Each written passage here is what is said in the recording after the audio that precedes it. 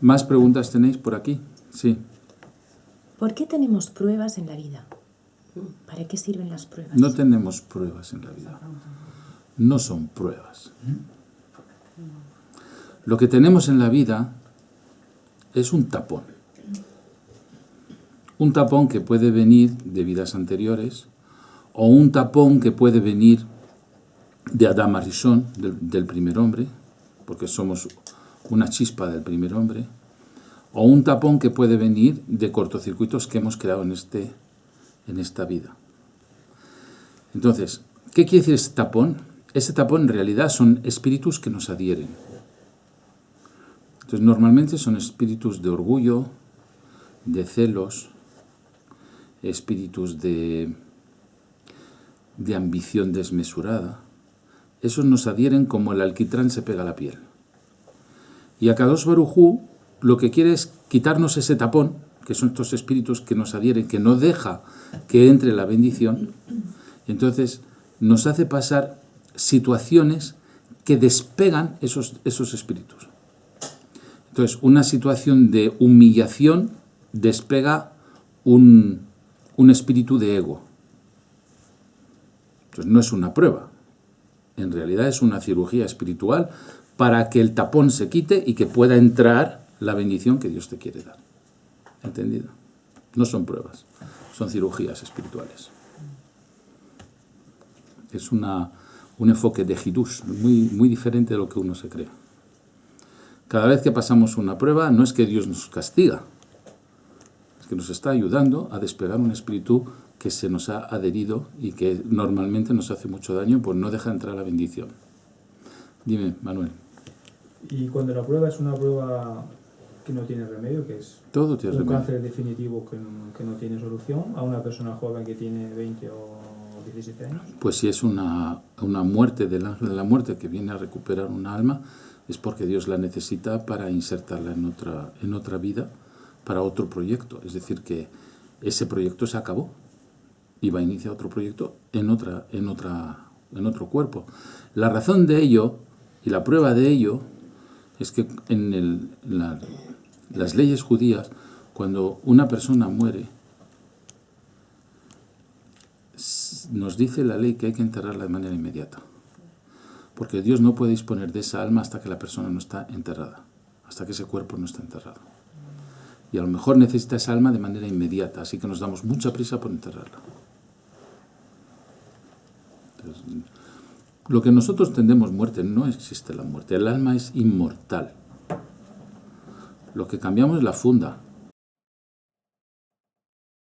Es como si dijeras que tu pie ha muerto porque ha cambiado de zapato. Que haya cambiado de zapato no quiere decir que estás sin pie. Y el Gaón de Vilna dice que el pie es el alma y el cuerpo es un zapato. Esa es la alegoría. Entonces, cambiamos de zapatos. Tú tienes muchos zapatos en tu armario, ¿no? El pie sigue estando. O sea, el alma sigue estando, el cuerpo va cambiando. El gran problema es que cuando el alma entra en un cuerpo nuevo, el cuerpo genera un efecto de amnesia. ¿Y quieres la prueba? Muchas personas, cuando duermen, tienen un sueño.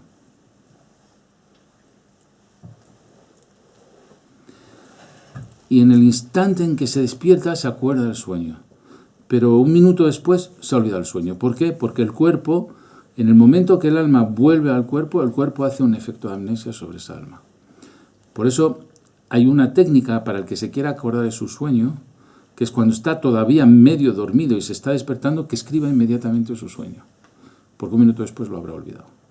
Pues igual que olvidas un sueño, olvidas tus vidas pasadas cuando te reencarnas un cuerpo nuevo. Ahora, hay meditaciones para recordar las vidas pasadas, pero no interesa, porque bastante carga tenemos con esta como para sumar la carga de vidas anteriores. ¿Más preguntas? Dime. ¿Por qué el rezo o una bendición para una persona puede aliviar esas pruebas o esas cirugías espirituales? Bueno, hay una cosa que hay que entender. Esos espíritus que adhieren y que actúan de tapón no soportan una meditación sobre un nombre de Dios. Entonces lo que se llama un rezo o una bendición es un estallido de luz que viene de iluminar un nombre de Dios.